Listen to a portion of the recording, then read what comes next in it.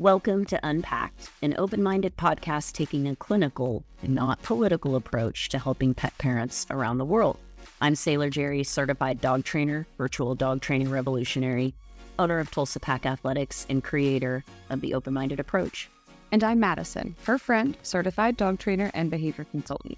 Together, we have nearly 3 decades of experience in behavioral dog training. We've been working with real dogs and the humans who love them to create solutions to problematic behaviors that feel too big for them to tackle on their own. In this episode, we are giving you a peek into our worlds and minds, following through on our promise to add transparency to this industry. This is your chance to listen in as we fully unpack a case plan with one of our incredible guests. You will hear a breakdown of specific suggestions and protocols that are given at the start of a training program. You will also hear every question our insightful and inquisitive guests toss at us. If you're looking for a glimpse behind the scenes of detailed training plan conversations, settle in with us and unpack. Well, hello, Isabel. We're so excited to be meeting with you today and be going over your plan. One of the first things that we like to do before we kind of go section by section through it is to kick it over to you, see if you have any questions, because I think a lot of times you can read through a plan like that and be like, "Ooh, I need to clarify some things." So talk to us about what you were kind of left with after reading it. I got most of it, but my main questions were knowing that, I'm expecting this week. I was kind of wondering how to introduce Taz and the baby in a way, not introduce them, but more so like how will I respond when I walk in through the door with the baby? Something completely new to him. So I'm kind of what a fantastic and specific question about like the moment that you're coming home with the baby. So let's not answer that right now, but let's make sure when we get to the part where we're going to talk through all the baby doggy introduction interaction stuff that we can highlight that specific moment and things that we can do to really set that up for success. But high level answer is that the baby and Taz are not going to be interacting for quite a long time. It's going to be all observation with lots of safety and management. Jerri, you have anything to add? I know we're just quickly touching on this, but anything to add to that? I concur. Cool. So as a mom of so many children, I concur. Isabel, you have some pretty big things going on right now. So you're due in less than a week. And you moved 4 days, doing 4 days. I was talking to the other guests that we've kind of onboarded at the same time as you, and I was like, with all the love in the world, y'all have to wait, because Isabel and Taz are like, we have a time, we have an actual due date, we have an actual deadline, so we're gonna prioritize that, and we're gonna get with her. And you moved 2-3 weeks ago now. Yeah. I would say it's about the 2.5 week mark that we've been here. Yeah. So it's just been a lot all at once. It's a little overwhelming. So I know that's a little. It's a lot. You have a lot going on. Your whole world has changed, and so is Taz's. And the change is not over. So it's important to, even in the little bit of time that we have left, try and do what we can to set Taz and you up for success with this new life. Oh, new life. Okay, so Jerri, I know there was something when we were looking through the medical intake information. There was something that you wanted to talk about related to the persistent, I think it was like a persistent UTI, right? Yeah, I want to pull this up so that I have it in front of me. Isabel, why don't you tell us about Taz's UTI? In house training, I was like, wait. There was something really specific. Go ahead, Isabel. I'm sorry. It actually stopped when we moved here. But before then, for the past 6-7 months, I would say, he started getting frequent UTIs. Here it is. Yeah. And they would happen monthly to the point where we would wake up and there would be like little spots on the bed where he was, kind of like leaking the like blood, I would say. But it wasn't bloody. It was more pinkish, but it was still alarming. Blood tinged? Yeah. Okay. And then what happened? Well, when I first saw that, I freaked out.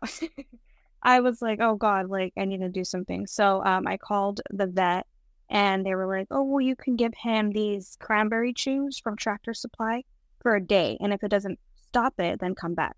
and take him to the vet. So we did that, and sure enough, the next day, he was fine. There was no issues. Everything was fine. So for the next 30 days, we gave him 2 of those a day, and it stopped it. And then so I followed up for 2 months with that, and he had no problems at all. I was taking him out very frequently, giving him way more water. And then it wasn't until he was off of those for a week. And after that week, then they started to come back. The same thing. We woke up with that same stuff on the bed, and we're like, oh, God. So I ran to the store again, and I got him those. And I've also been giving him... What is it that you're giving him? Tell me exactly. Say it again. I'm sorry. Apple cider vinegar. We've been giving him 2 tablespoons a day. And so far he hasn't had any UTIs at all. But I think I can... How are you is he just drinking it? Yeah, we put it in his kibble, and then we rehydrate it with water. Okay, and who told you to do that? Where did you get that? I was actually I called a local vet, and they were like, oh, well, sometimes the enzymes in the apple cider vinegar will help them flush out any bacteria in their system. So I was like, okay, tried it, and so far he hasn't had any problems. So I'm not sure. Okay. I think it's working because he hasn't been on the chews. It's just been apple cider vinegar. So after hearing you say all of that, regardless of the way that you were treating it, like if we took all the treatment out of it's a recurring infection. So it may appear as though he's getting symptom relief from it. But if there's really not a reason that a dog should be having recurring urinary tract infections, save that this particular dog has a problem with crystals, or which there are different kinds, or the dog has some, let's say a dog that has really long hair by its vulva and it's not getting cleaned, and then that bacteria is sitting there, and then they get recurring UTIs from that. What I would say about that, again, not a veterinarian, just longtime vet tech that has looked at more urine under a microscope than I really realized until this moment just now. I was like, wow. So I mean, every day you're looking at it's just a big part of your job as a vet tech is to read your analysis. Yeah. And so when I think about the medical history that I've taken from people, the urinalysis that I've looked at, the things I've learned from veterinarians, and then of course the classes that I've taken. First of all, I think the supplement that you were giving is geared towards urinary health in general, so it could give some benefits, but generally that's geared towards, I would say, more kidney health, and it's something that you do as a maintenance to maintain urinary health. So it's great. If there's nothing wrong with giving that if you were suggested to do that, especially if your dog has chronic UTIs. But the issue, what you're leaving out there, which you potentially could be leaving out, is that there's a bacterial overgrowth that's really just being kind of suppressed to the point of not being symptomatic anymore, and then going up again and being symptomatic, and then going, because it certainly wouldn't be normal for a dog to just keep having recurring UTIs. Dogs will absolutely have one-offs in their life. That can happen. Sometimes this isn't scientific, but territorial changes, or territory changes. It's something that they say happens in all animal bodies, even ours too. Those can trigger UTIs. Anecdotal, take up what it's worth.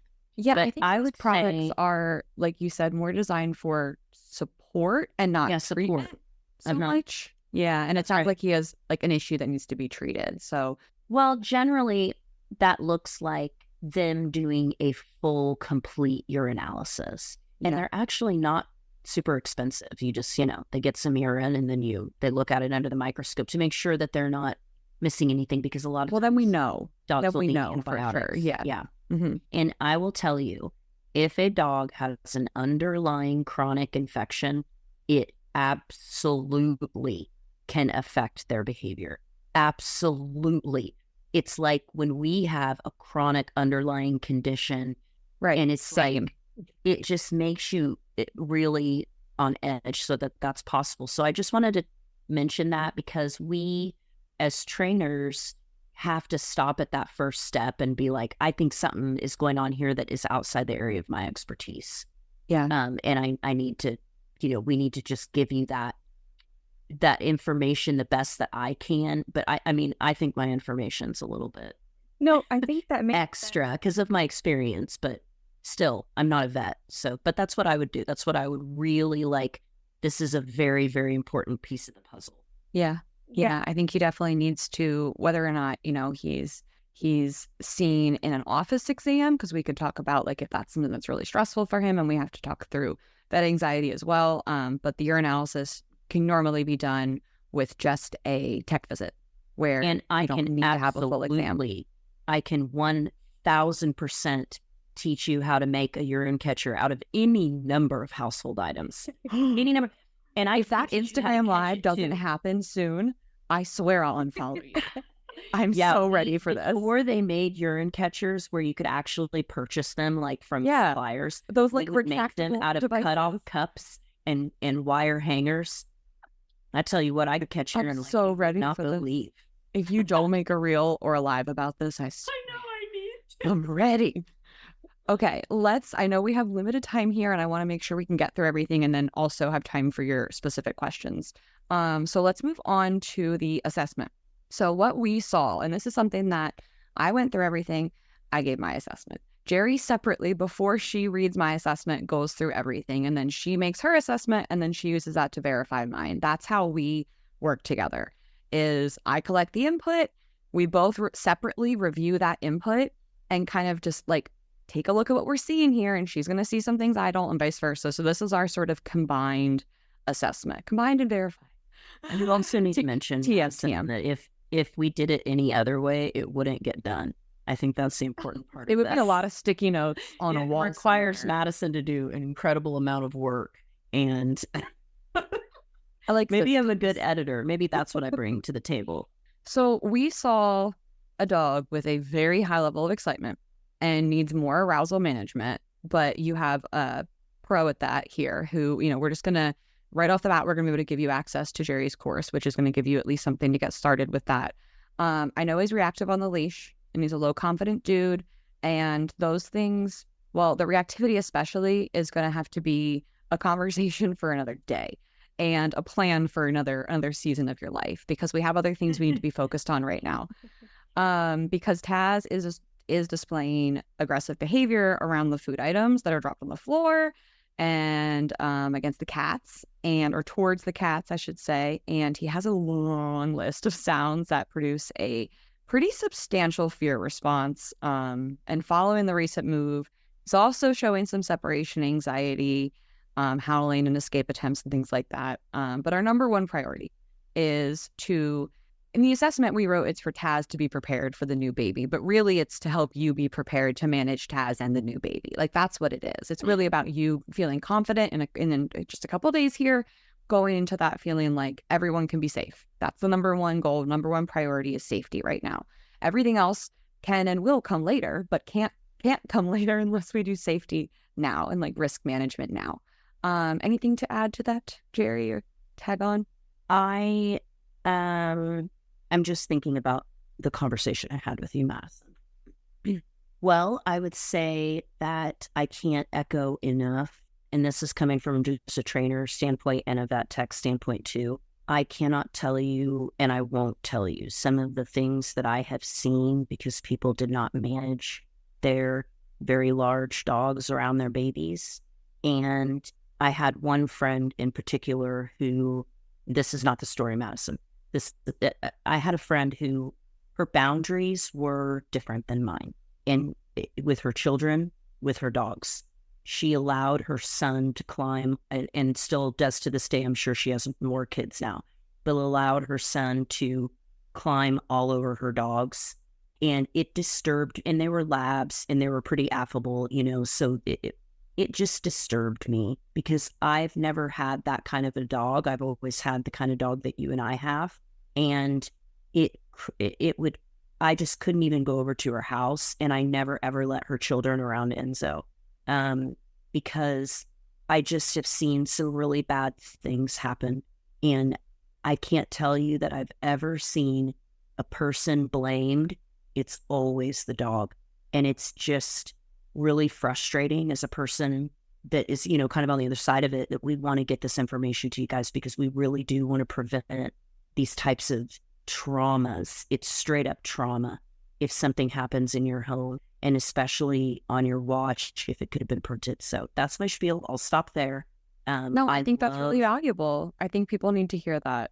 I really, and I don't mean to demonize any particular breeds or anything. It's really just about, it's not about that. Yeah, the right management for your dog. There's always going to be that dog that's like, I love kids. Come hither to me, children of the world. I've never had a dog like that. I've had dogs that tolerate children if they're advocated for, and they just are pretty neutral around them. But I've never had that. So it's okay if your dog is not like that. And I think they're rare. It's still workable. Yeah, I think they're rare too. Because dogs love predictability and children. Dogs love predictability and children are not predictable, period. That's right. It's super uncomfortable for them. So one of my best friends, one of my best friends now has a little 2-year-old, and Enzo is cool, calm, and collected by him. And she also has a very different parenting style than I do. And her children will run in the house and scream and do it. But Enzo knows they're not going to touch him. So he does like to go over there with me. We're in a different circumstance that would make him very uncomfortable. But those kids never touch him. And so he feels much more at ease there. And that's an appropriate management system for me. So I can include him. But other people's kids, I don't know them like that. You know, her kids, I can be like, so keep that in mind, that there's always going to be, in terms of management, there's going to be people in your life that you know will listen to you. And there's going to be people in your life that you know are going to blow you off about what you say about your dog. So you got to pick up the slack in those areas for them. I do. That's something I've noticed too, is when I have family over and I'm like, you need to leave him alone and kind of back off. They're like, why? No, like he needs this. I'm like, no. I can read his body language. He does not like that. Like that's not gonna slide. But I agree with you guys on the kids and the dogs. Like I don't really like those situations either, and I hate seeing it in my family because I'm like, oh, like anything can happen. And sure enough, the dog will be blamed, and it's not for people. Yeah. So you're ahead. You're ahead if you know that. You are. You know, like, hey, something's not right. I need to look at the body language. You're on the right track, because a lot of people are either ignorant to it because they just truly don't know, or they don't want to know, or whatever. So, well, and you're ahead too, because we're here and we're talking about this, and we may only have 4 days, but that's 4 days more than if you came to us after you'd already given birth. And I think that there are opportunities to have these conversations earlier on, but again, you're here and you're showing up, and we know how serious you are about getting this put in place. And none of that, was to scare you. That's not what it's about, but it is a reality of what we face, unfortunately. So it is, I think, really valuable to share that. So let's take a quick kind of goal reframe, knowing that we had a long list of things ultimately that you do want to help Taz with, of like top priority number 1, baby prep and baby boundaries. And then short term, working on some of the food aggression with the cats, working on some of the in-home fears, and working on the arousal. And some of that long-term stuff that we have to, again, another conversation for another day. We can get into the leash reactivity, the separation anxiety, the confidence-building exercises. But for now, we're just going to put management in place for that. So let's look at our management plan. We are going full management mode. We're buttoning up every button, every single one, right? We're not even going to really talk about modification in terms of behavior. Not really. We're going to talk about modification in terms of some of his fear responses and helping him feel a little bit differently about that, and sort of de-stressing his everyday.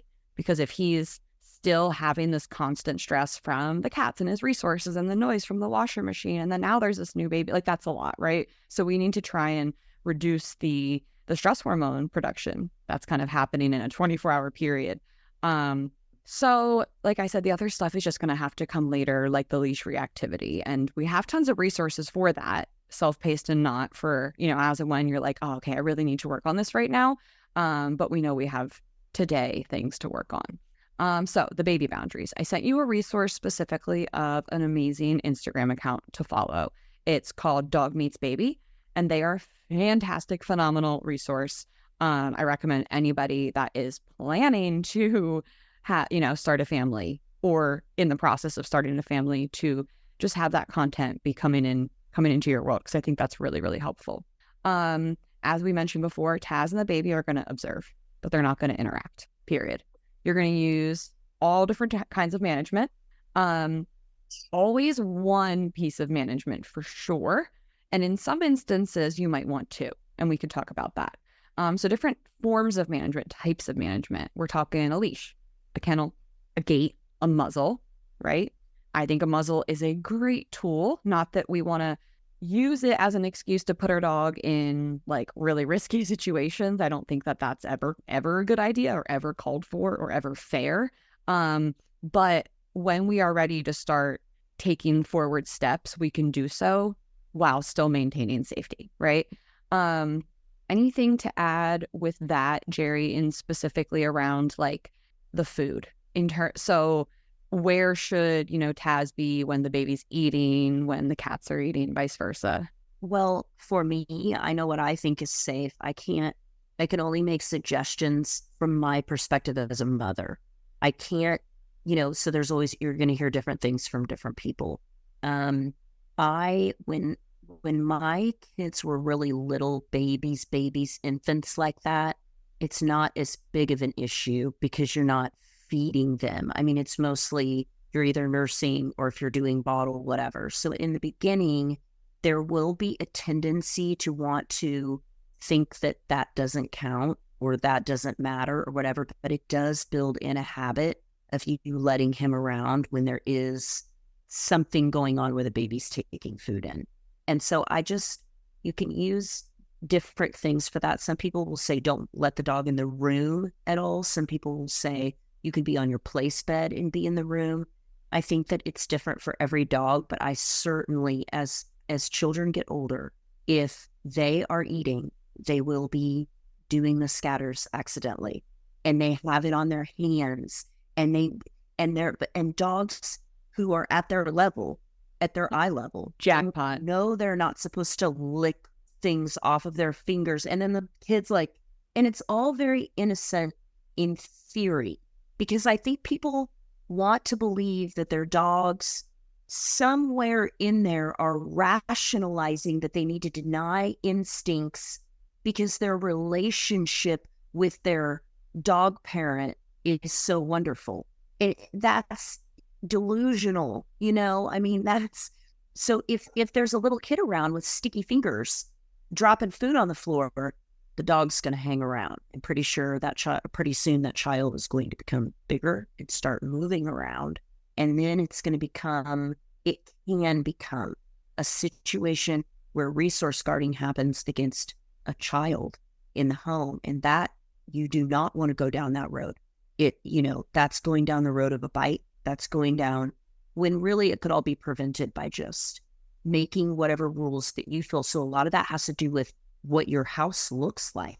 If you've got 6 different rooms that you're going in and out of, yeah, you got a different room, dude. But what happens when you've got a mostly open space? Baby gates, that's a big one that I used. I know Mattison uses the playpens a lot too. But make sure there's something there, because it takes one weird sound from a baby that a dog has not heard before, and food being involved in a history of this happening for something catastrophic to happen. Yeah, and I think that when you're looking at Taz's mealtime, I think that's something where, again, it's just the habit where Taz is in his kennel while he's eating. Because again, it's just built-in management. And that way, as your baby, starts to be a little bit more mobile, you don't have to have that concern of, well, is he going to crawl over towards the feeding station? Well, I don't have to worry about it because it's a kennel and everybody's safe. And I would even, I'm sorry, I want to add what you said about the kennel. What I would say for when babies are crawling and toddling, I really honestly don't even like just the kennel. Because if your dog is eating in the kennel and there's not some really specific management rules around, we do not touch the kennel to your child, they go up to it.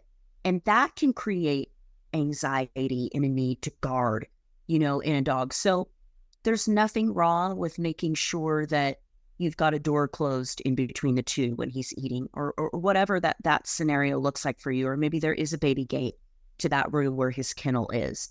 It's just also try to avoid babies going up and, window dancing in the kennel, because they don't know. They're just like little kids. They're just out doing what little kids do.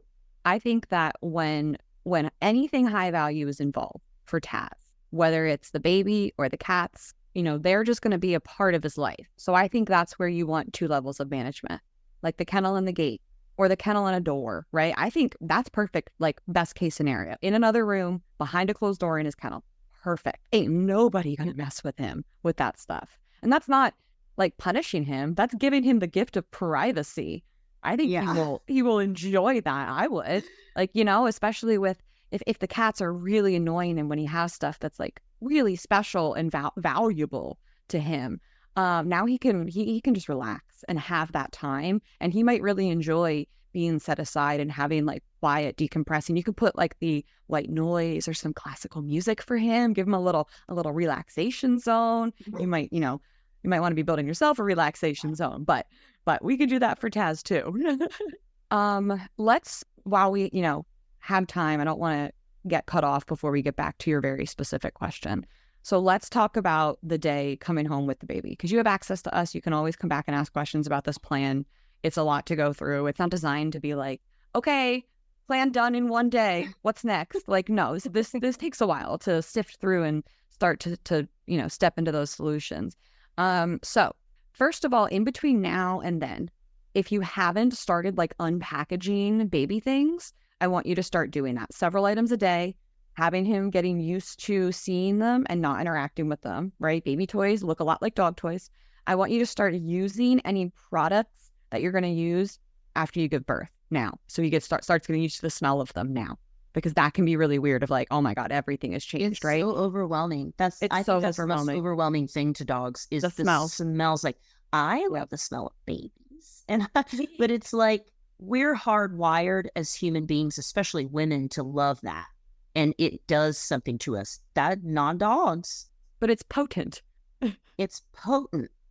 And they smell it. Like, they know when a baby walks in, and you can almost see it if they've never encountered it, because there's this like pupil dilated, like, what is that moment? It's gonna touch me. Yeah. Right. So don't just like, okay, we got off the call, I'm going to go unpackage everything. Couple items at a time, start to introduce it. Think about too, what schedule shifts are going to happen in your life in just a few days. And this is advice for you too. I don't have any kids, but start making those schedule shifts now. You're doing your body a favor, starting to get onto this new flock. Yes, I'd like to interject here. Thank you. Please. Say, whatever schedule that you're making, you can crumble it up and you can throw it into the trash can. That's probably true. Yeah. And then light it on fire. Your plan B and C also, right? Also going to burn. Yeah.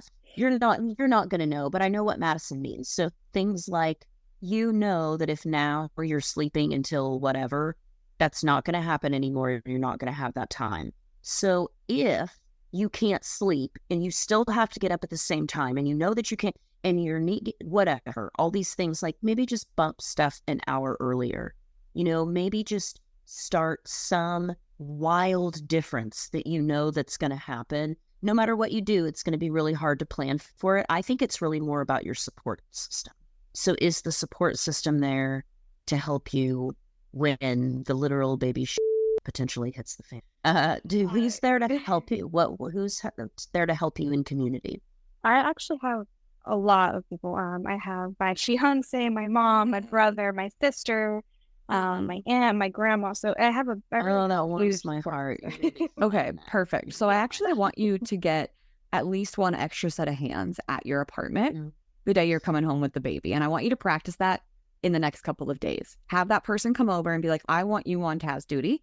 Show them how to do some place work, some stationing, giving Taz some snackies over away from the baby. I don't want Taz having food being near the baby, but I do want it to be a positive thing, and I want it to be associated with positive things and things that he likes. And I think keep it really, really short. So build whatever nice decompression zone is going to be his and practice that over the next few days. And then after he's had about 10 minutes in the new baby environment, put him up, right? Put him in his nice little quiet zone with something awesome in his kennel behind that closed door with that classical music, because that was probably enough for him, right? Mm-hmm. And do little bursts and try and keep it really, really calm. Put gates up in between them. Use those levels of management, have them across the room on place on leash. Embark on the muzzle conditioning, right? Like we have options here, but I think it's important that there's always 1 to 2 levels of management involved, and day of, keep it really, really short. Don't expect him to just, okay, now I'm around the baby 24 hours a day. I think give him little bursts of relaxing on his own. And I know we're getting short on time here. So any last questions from you, Isabel? I would say for when he is feeding with, like, I know with the cats and stuff like that, I did try closing the door and it worked really well. He was like a lot more at ease, but I noticed before I closed the door, when I went to give him his food, he kind of got, his body language changed. He was very stressed. It seemed stressed. His eyes were like really wide. Then his ears went back, almost like he was in trouble, but I hadn't said a word to her. Is there... I think he's probably used to having to protect his food from the cats and then thinking he's done something wrong or being yelled at for that, maybe. And so there's just like a lot, I think, of not great emotions around the eating process. And as we give him this space and build that trust back up, I think you're going to see less of that, because we are stopping the situation that was happening before, where the cat sort of had access to him while he was eating. I think that's as a result of that, and we should see that change. And if, it's an important thing to keep an eye on, though. Good job catching that. It's really important. Yeah, I just wanted to know if it was okay for him to be separated and like close the gate of the cage and then still close the door, like if that was gonna cause any more issues, or if it was just gonna, like, if it's okay for him, because I know we were doing scattered feeding.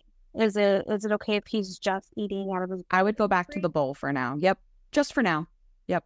All right, well, we will be in touch soon to go through the rest of this with you, but thank you so much for your time today, and we will talk to you soon.